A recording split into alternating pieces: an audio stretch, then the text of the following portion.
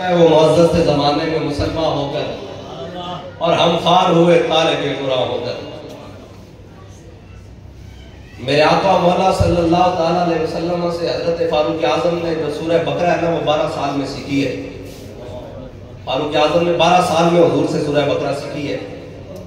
اور حضرت فاروق اعظم کہیں بھی جدید تعلیم پڑھنے کے لیے دنیا کے کسی کونے میں نہیں گئے. لیکن آج دنیا میں جتنے بھی جدید علاقے ہیں وہاں پر اگر قانون کی بات ہوتی ہے یا دستور کی بات ہوتی ہے یا معاشرے کی بات ہوتی ہے تو فاروق اعظم کے قوانین کو یاد کیا جاتا ہے کہ اس کے بغیر ممکن نہیں معاشرہ کرنا. تو مجھے یہ بتائیں، پہلی غلطی تو ہمارے معاشرے کی یہ ہے کہ ہمارا بچہ جب پڑھ جاتا ہے قرآن پڑھنے یا کوئی پھر کہتے ہیں اعلیٰ تعلیم کے لیے ہم اس کو باہر بھیج رہے ہیں. اب مجھے بتاؤ اعلیٰ قرآن ہوا یا وہ تعلیم ہوئی؟ سب سے اعلیٰ وارفہ تعلیم قرآن کی ہے. جو تعلیم میرے آقا مولا صلی اللہ تعالیٰ علیہ وسلم نے حضرت ابو بکر کو عطا فرمائی، حضرت فاروق اعظم کو عطا فرمائی، حضرت عثمان غنی کو دی، حضرت مولا کائنات کو دی، عشرہ مبشرہ کو دی، امام حسن اور حسین کو دی. اگر کائنات میں کوئی اعلیٰ تعلیم اس کے علاوہ ہوتی تو امام علی مقام امام حسین اور امام حسن کو امام الانبیاء ضرور کہیں نہ کہیں پڑھنے بھیجتے. یہ بات طے ہے کہ سب سے اعلیٰ تعلیم قرآن کی ہے. اور اقبال کہتا ہے کہ وہ معزز سے زمانے میں مسلمان ہو کر اور ہم خار ہوئے تارے کے قرآن ہو کر. اقبال کہتا ہے تو نے تو قرآن چھوڑا ہے، پھر پوری دنیا میں جوتیاں کھاتا پھرتا ہے مسلمان، اور پھر تو کہتا ہے کہ ہم ذلیل کیوں ہیں. کہتا ہے درس قرآن اگر ہم نے بلایا نہ ہوتا یہ زمانے میں زمانہ دکھایا نہ ہوتا. اقبال کہتا ہے اگر ہم نے درس قرآن بلایا نہ ہوتا اور درس قرآن کو چھوڑ کر کہیں اور نہ گئے ہوتے تو زمانے نے آج ہمارے ساتھ یہ حال نہیں کرنا تھا. اقبال وہ کیسے؟ اقبال کہتا ہے انہوں نے تو قرآن پڑھا تھا اور قرآن پڑھا ہوا تو نہیں تھا، صرف عمل بھی کیا تھا. وہ تو جانتے تھے میرے آقا مولا صلی اللہ تعالیٰ علیہ وسلم نے غزوہ بدر کے موقع پر جاتے ہوئے پوچھا، فرمایا ہاں بھئی جانا چاہیے یا نہیں. تو حضرت سعد بن معاذ کھڑے ہو گئے، کیا یا رسول اللہ ہم سے پوچھتے ہیں؟ ہم کوئی قوم موسیٰ ہیں؟ اللہ تعالیٰ نے قرآن پاک میں قوم موسیٰ کے وہ الفاظ نقل کیے ہیں، فَاذْهَبْ أَنْتَ وَرَبُّكَ فَقَاتِلَا إِنَّا هَاهُنَا قَاعِدُونَ. یہ جو بات ہے نا کہ جاؤ تم اور تمہارا رب لڑو، ہم تو یہاں بیٹھے ہیں. یہ جناب موسیٰ کی جو قوم تھی نا، قوم موسیٰ اس نے بولے تھے، کہا یا رسول اللہ ہم کوئی قوم موسیٰ ہیں جو آپ کی بارگاہ میں یہ کہیں کہ آپ جائیں اور آپ کا رب لڑے؟ آپ حکم دیں سل حبال من شیطا وقتا حبال من شیطا سالم من شیطا آدم من شیطا خذ من اموالنا ما شیطا وعدنا ما شیطا. یا رسول اللہ حکم دیں آپ کے دائیں بھی لڑیں گے، آپ کے بائیں بھی لڑیں گے، آپ کے پیچھے بھی لڑیں گے، آپ کے دائیں بھی لڑیں گے، آپ کے آگے بھی لڑیں گے. یا رسول اللہ حکم دیں ہم گھوڑے سمندروں میں ڈال دیں. آپ حکم دیں ہم کیسر و کسرا کے ساتھ جنگ چھیڑ کے رکھ دیں گے. اب آپ نے ایک جملے پر غور رکھنا ہے بھائی.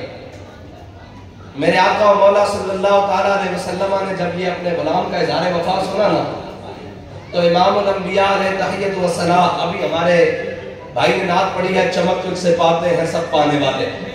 وہ چہرہ تو تھا ابد الاباد چمکنے والا ہے، لیکن امام الانبیاء نے جب اپنے غلام کا یہ اظہار وفا دیکھا تو حضور کا چہرہ مزید کھل اٹھا. امام الانبیاء مزید خوش ہوئے، حضور خوش ہوئے اور حضور مسکرائے. یہ بات آپ نے یاد رکھنی ہے. یہ بات میں یہاں چھوڑ کر آگے جا رہا ہوں، صرف سوال چھوڑ کر آگے جا رہا ہوں. میرے آقا مولا صلی اللہ علیہ وسلم مسکرائے. غزوہ خندق آ گیا کیونکہ اسلام کے دامن میں دو ہی چیزیں ہیں، ایک سجدہ شبیری، ایک ضرب ید اللہ. ایک سجدہ شبیری، ایک ضرب ید اللہ. اسلام کا ایک اپنا مزاج ہے اور وہ مزاج بدر سے لے کر آج غزہ کے مسلمانوں تک قائم ہے. وہ مزاج اسلام نے اسی مزاج کے ساتھ تاصل قیامت قائم دائم رہنا ہے. مولا کائنات سے مروی ہے، میرے آقا مولا صلی اللہ علیہ وسلم نے فرمایا الا انھا لتکون فتنۃ، میں تمہیں قریب کے زمانوں میں فتنوں کے بارے میں خبر نہ دوں؟ تو مولا کائنات نے آگے سے عرض کی یا رسول اللہ قلت ما المخرج منھا، عرض کی یا رسول اللہ اس سے نکلنے کا طریقہ کیا ہے؟ میرے آقا مولا صلی اللہ علیہ وسلم نے فرمایا قال کتاب اللہ. فرمایا جب تم پر فتنے چھا جائیں اور فتنے آ جائیں، بڑے بڑے فتنے آ جائیں، کوئی یوٹیوبر فتنہ آ جائے، کوئی جناب اور فتنہ آ جائے، کوئی باہر سے آ جائے، کوئی اندر سے آ جائے، پھر کیا کرنا ہے؟ قل تو من مخرج منہا، یا رسول اللہ ان فتنوں سے باہر کیسے نکلیں گے؟ قال کتاب اللہ، میرے آقا مولا صلی اللہ علیہ وسلم نے فرمایا ان فتنوں سے نکلنے کا طریقہ کتاب اللہ ہے۔ عرض کی یا رسول اللہ ویسے وہ کیسے؟ فرمایا فی نبا ما قبلکم وخبر ما بعدکم وحکم ما بینکم، فرمایا اس میں وہ کچھ بھی ہے جو کچھ تم سے پہلے ہو چکا، وخبر ما بعدکم جو کچھ تمہارے بعد ہوگا وہ بھی اس کے اندر موجود ہے، اور وحکم ما بینکم تم جن مسائل میں گھر جاؤ ان مسائل کا حل بھی اس قرآن کے اندر موجود ہے۔ یہ ہے قرآن کے بارے میں۔ اب ہم قرآن کو تو کھول کے دیکھتے نہیں۔ بابا جی کہا کرتے تھے 4-5 مظلوم آیتیں ہیں اہل سنت کے نزدیک خصوصی طور پر۔ ایک کیا؟ الا ان اولیاء اللہ لا خوف علیہم ولا هم يحزنون۔ ایک کیا ہے جی؟ ان رحمت اللہ قریب من المحسنین وما ارسلناک الا رحمۃ للعالمین، اور 2 آیتیں اور ہیں کیا یا نبی، جی یہ تو نہیں پڑھتے، باقی 2-3 آیتیں اور ہیں، یہ مظلوم آیتیں ہیں۔ ان کے سوا قرآن جانتے بھی ہیں قرآن کیا ہے، قرآن ہے کیا؟ قرآن تو پورا دستور حیات ہے، پورا دستور حیات ہے۔ اور حضرت فاروق اعظم جیسا بندہ امام الانبیاء سے 12 سال میں سورہ بقرہ پڑھتا ہے، اور حضرت فاروق اعظم کہتے ہیں وہ پڑھنے کے بعد مجھے سورہ بقرہ کا ایک اشرا سمجھ آیا ہے، باقی نہیں آیا۔ یہ ہے قرآن کی شان۔ اور میرے آقا مولا صلی اللہ علیہ وسلم نے فرمایا قرآن اللہ نے ایسے اتارا ہے اس کے پڑھنے والے کبھی سیر نہیں ہوں گے، اس سے علم اخذ کرنے والے کبھی بھریں گے نہیں، یعنی علماء کے دل کبھی قرآن سے بھریں گے نہیں۔ یا رسول اللہ آج آپ کی امت قرآن کو چھوڑ کر، آپ کے دیے ہوئے دستور کو چھوڑ کر یہ کہتے ہیں کہ نہیں ہم نے ترقی کی راہ پر جانا ہے، اور ترقی کی راہ کیا ہے؟ ان الذین قالوا ربنا اللہ ثم استقاموا تتنزل علیہم الملائکہ، قرآن تو کہتا ہے وہ لوگ کامیاب ہیں، کیا کہا جنہوں نے اللہ ہمارا رب ہے، ٹھیک ہے جی، ثم استقاموا پھر اس پر ڈٹ گئے، تتنزل علیہم الملائکہ پھر ہم نے ان پر فرشتے بھیجے، نازل کیے، اللہ تخافوا ولا تحزنوا، نہ ان کو کوئی خوف ہے نہ ان کو کوئی غم ہے۔ یہ قرآن کہتا ہے۔ اب ہم قرآن کی بات چھوڑ کر یہ کہیں کہ ہمارے پاس اسباب آئیں گے اور ہمارے پاس جب تک یہ معاملات نہیں آئیں گے ہم دنیا میں غالب نہیں ہوں گے۔ دنیا میں غالب ہونے کے لیے مسلمانوں کے پاس آج بھی ایک ہی طریقہ ہے، وہ امام الانبیاء کی سنت پر چلتے ہوئے قرآن کو تھام کر جانا ہوگا پوری دنیا میں۔ زندہ باد زندہ باد، تاجدار ختم نبوت زندہ باد زندہ اور علامہ اقبال نے گورنر عبدالصمد، یہ لاہور کا گورنر تھا، اس کی بیٹی شرف النساء یہ قرآن اور تلوار دونوں سامنے رکھ کر پڑھتی تھی، یعنی ایسے قرآن رکھتی تھی اور ساتھ میں تلوار رکھتی تھی۔ تو اس نے اپنی گورنر نے اپنی بیٹی سے پوچھا، اس نے کہا کہ تم قرآن تو پڑھتی ہو ساتھ تلوار کیوں رکھتی ہو؟ تو اس نے کہا کہ عید و قوت از حیات آمد پدید، موسیٰ و فرعون و شبیر و یزید، اور عید و قوت از حیات حافظ دیگرن کائنات زندگی را محورن۔ اقبال کہتا ہے وہ کہنے لگی کہ یہ جو تم قوتیں ہیں نا یہ قیامت تک مسلمانوں کے ہاتھوں میں رہی تو مسلمان کبھی ذلیل نہیں ہوں گے۔ اس نے کہا کیوں؟ اس نے کہا قرآن اس لیے کہ یہ تلوار کو ظلم پہ نہ چلنے دے، اور تلوار اس لیے تاکہ قرآن کا رستہ صاف کرتا ہے۔ یہ دو قوتیں ہیں، جب تک مسلمانوں کے ہاتھ میں رہی ہیں مسلمان باعزت رہے۔ اور ہالینڈ میں، سویڈن میں، پوری دنیا میں قرآن کو جلایا جاتا ہے۔ میں اگر پوچھوں پوری دنیا میں، صرف دنیا کی چھوڑے بات، پاکستان کی بھی چھوڑے بات، صرف اگر لاہور میں پوچھوں کہ لاہور میں حافظ قرآن کتنے ہیں تو شاید آپ گن کے نہیں بتا سکتے، ہزاروں میں ہوں گے۔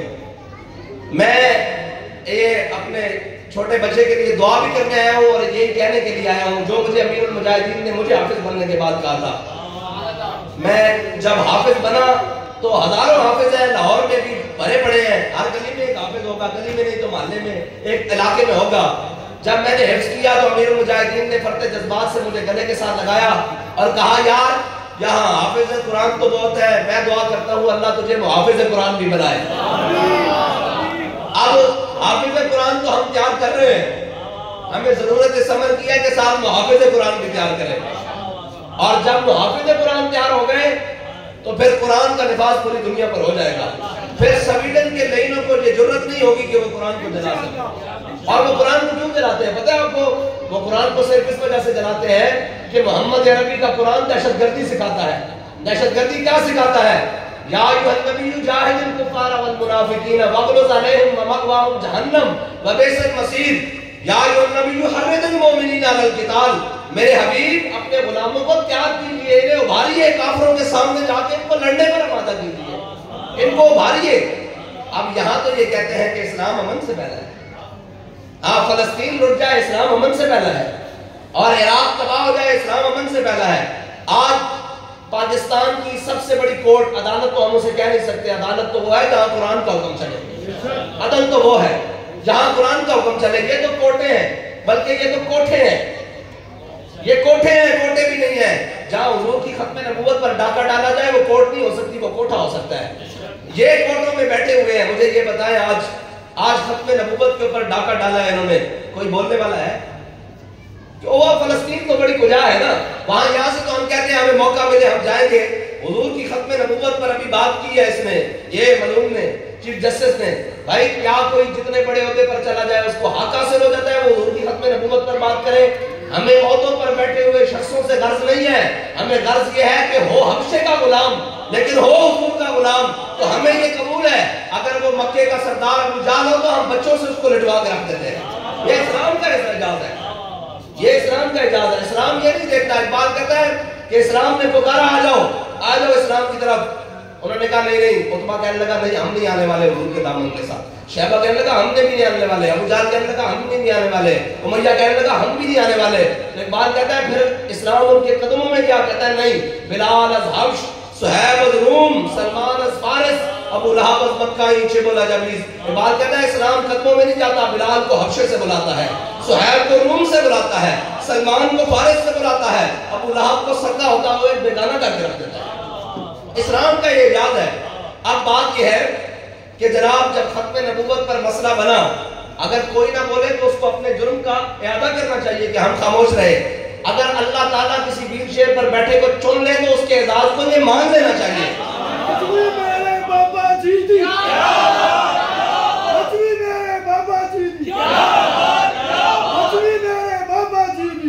بس اتنی بات ہے کہ آج بھی موقع ہے، بعد میں باتیں کرنے کی ضرورت نہیں ہے. یہ میں ان سے کہتا ہوں جو میڈیا پر بیٹھ کر صبح شام بک بک کرتے ہیں کہ جناب ایسے نہیں ایسے نہیں ایسے نہیں، جو صبح شام کرتے ہیں. آج موقع ہے. کیا ختم نبوت پر تمہارا ایمان نہیں ہے؟ اٹھو کھڑے ہو، آج بات کرو، ہم تمہارے پیچھے لگنے کے لیے تیار ہیں. لیکن جب کوئی آگے چل پڑے تو پیچھے سے ٹائٹ نہیں کرتے. پھر طریقہ یہ ہے کہ ہاتھ باندھ کے کھڑے ہو جاؤ، جس کو اللہ نے منتخب کیا اس کے اوپر بات نہ کرو. ختم نبوت کا مسئلہ تو یہ ہے. اب رہی بات حضور کی ختم نبوت کے حوالے سے اور ناموس رسالت کے حوالے سے، اسلام کا اعجاز ہے کہ وہ بڑوں کے قدموں میں نہیں چلتا، وہ گلی میں نیچے سے اٹھا کر. اقبال کہتا ہے اقبال یہ کس کیش کا فیض عام ہے، رومی فنا ہوا حبشی کو دوام ہے. اقبال کہتا ہے پوری دنیا پر حکومت تو سکندر ذوالقرنین نے کی ہے، ان کی بات کرنے والا کوئی نہیں. دنیا پہ بلال بلال ہو رہی ہے، آخر کیا وجہ ہے؟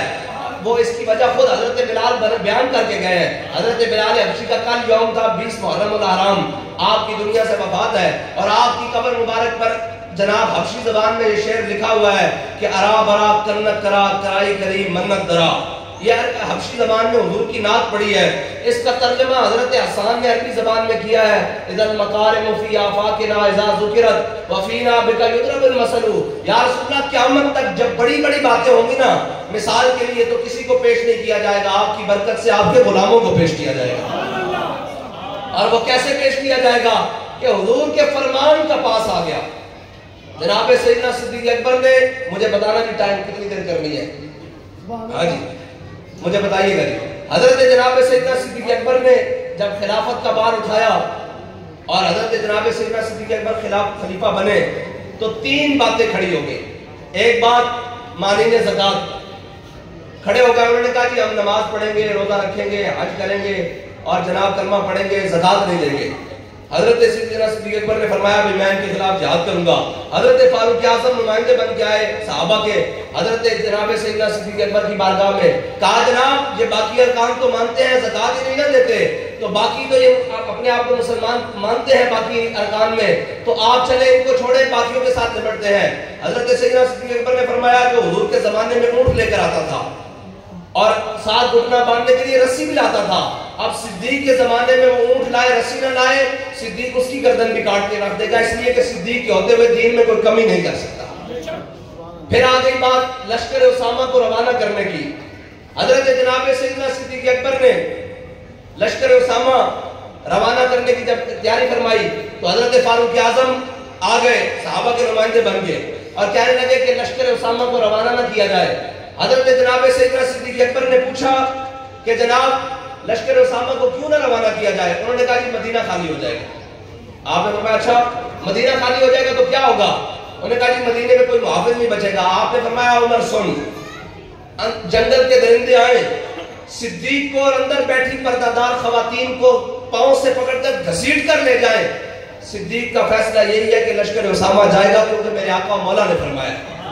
حضرت فاروق اعظم پھر باہر آ گئے، جب تیسری باری باہر آئے تو پھر نمائندے بن کے اندر آئے، کہا جناب سیدنا صدیق اکبر لشکر اسامہ روانہ کرے لیکن اسامہ بن زید کی قیادت بدل دیں۔ یہ جناب 21 سال کے نوجوان ہیں اور جناب ان کی قیادت نوخیز ہے، ان کی قیادت میں فاروق اعظم خود، حضرت عثمان غنی، مولا کائنات، عشرہ مبشرہ، سعد، سعید، طلحہ، سارے حضرت خالد بن ولید، بڑے بڑے جرنیل صحابہ ان کی قیادت میں، کہا ان کی قیادت بدل دیں۔ حضرت فاروق اعظم جب حضرت جناب سیدنا صدیق اکبر پر آئے نا تو حضرت جناب سیدنا صدیق اکبر نے ہاتھ رکھا حضرت فاروق اعظم کے کندھے پر اور کہا ثقلت قوم کا یا عمر، فرمایا عمر زمانہ جاہلیت میں تگڑی باتیں کرتا تھا، اسلام لانے کے بعد ڈھیلی باتیں کرتا ہے، جس کو حضور نے ہمارا امیر بنایا، صدیق کون ہوتا ہے؟ اس کو امیر بدلنے والا۔ صدیق کون ہوتا ہے؟ اس کی عمارت کو ختم کرنے والا۔ اب ہے حضور کے فرمان کا پاس۔ اب ہم یہاں بات کرتے ہیں نا جب اسلام کی بات، او جی چھڑو جی جتھے کوئی لگیا لگیا رہن دو، او جی چھڑو جی او کی جناب دین تے کوئی چلے جا سکتا، اسلام کی گل کرو، او چھڑو جی یہ اسلام کی گل کی، او چھڑو جی یہ مولویاں بنایا ختم نبوت دا مسئلہ، اے ناموس رسالت دا مسئلہ، اے جناب اے مولویاں بنایا آیا، او چھڑو جی اے جدو اے گل آ گئی کہ حضرت جناب سیدنا صدیق اکبر دا فرمان رسول دا پاس سنو، باہر گل ہوئی سی کہ حضرت اسامہ بن زید کو جناب تبدیل کر کے کوئی اور سپہ سالار بنایا جائے۔ حضرت سیدنا صدیق اکبر نے حضرت اسامہ بن زید کو گھوڑے کے سوار کیا اور خود لگام پکڑی اور نال نال پیدل چلن لگ پائے جتے تک حضور اپنے مہمانوں کو الوداع کہتے سن۔ جدو باہر نکلے تو ہن دیکھنا او سینہ جتھے امام الانبیاء نے آرام فرمایا، او سینہ جڑا اج بھی امام الانبیاء دے قدمین نال اس طرح جڑیا ہوا سیدنا صدیق اکبر دا، او سینہ حضرت اسامہ بن زید غلام اور خادمہ دے بیٹے، لونڈی دے بیٹے، وہ گھوڑے کے سوار ہیں، 21 سال عمر ہے اور جناب سیدنا صدیق اکبر گھوڑے دی لگام پکڑی اور اسامہ بن زید دے بیٹے جوتے نہ نالین وہ حضرت سیدنا صدیق اکبر دے سینے نال لگ رہے ہیں اور آئے جلدی ہیں دنیا نو پیغام دے رہے ہیں کہ جنہوں حضور ساڈا امیر بنا نسی اس دی جناب عزت اور تکریم اس طرح کرتے ہیں اپنے آقا و مولا دے فرمان نو پورا کرنے واسطے پوری سلطنت کی داد لگا دیتے ہیں۔ تاں مسلمان کامیاب ہو سکتا جو حضور دی گل آوے تا اسی دائیں بائیں دی گل کر دئیے اور جدو کسی اور دی گل آوے تے جناب بہن بڑا سینہ چھوڑا کر کے نا نا نا نا نا اسی کائنات جس نو ہی منیا حضور دی وجہ نہ منیا، کس نو منیا بھائی؟ اسی صحابہ نو بھی منیا حضور دی وجہ نہ منیا، آل بیت نو منیا حضور دی وجہ نہ منیا، اولیاء نو بھی منیا حضور دی وجہ نہ منیا، تابعین نو تبع تابعین نو اجمعین نو محدثین نو جس نو بھی منیا کس دی وجہ نہ منیا بھائی؟ کیونکہ ساڑھا امام دس کے گیا با خدا خدا کا یہی ہے در، نہیں اور کوئی مفر مکر جو وہاں سے ہو جو یہاں نہیں۔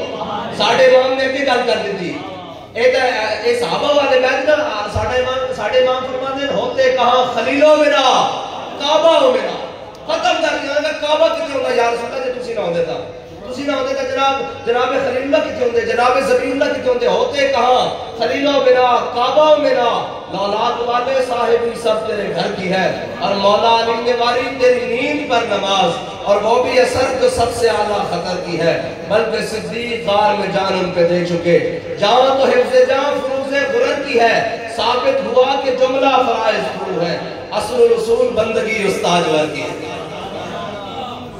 ہاں جی دسو جی بس دعا بنیے، لو جی آخر دعوانا الحمدللہ۔